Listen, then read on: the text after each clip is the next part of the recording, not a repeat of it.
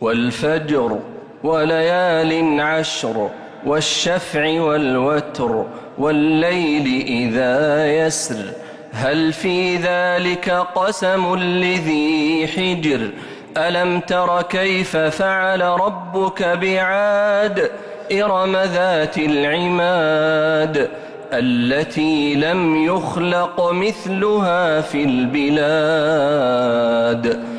وثمود الذين جابوا الصخر بالواد وفرعون ذي الأوتاد الذين طغوا في البلاد فأكثروا فيها الفساد فصب عليهم ربك سوط عذاب إن ربك لبالمرصاد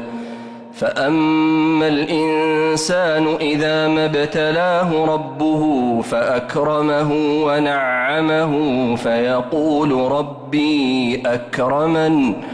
وأما إذا ما ابتلاه فقدر عليه رزقه فيقول ربي أهانن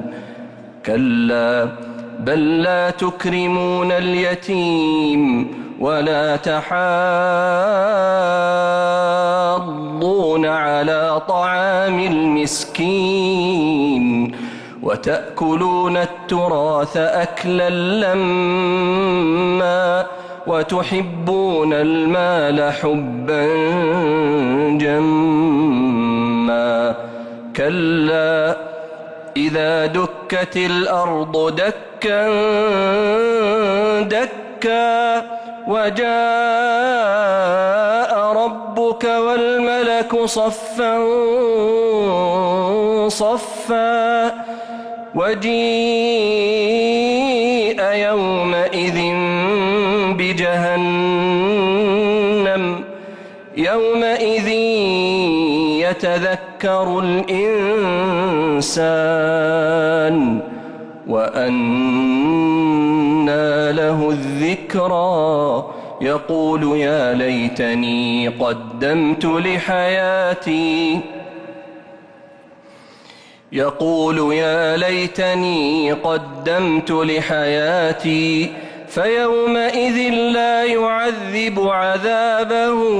أحد ولا يوثق وثاقه أحد يا أيتها النفس المطمئنة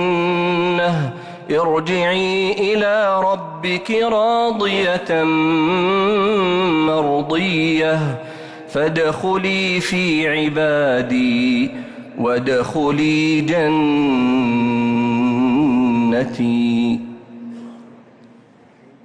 الله أكبر.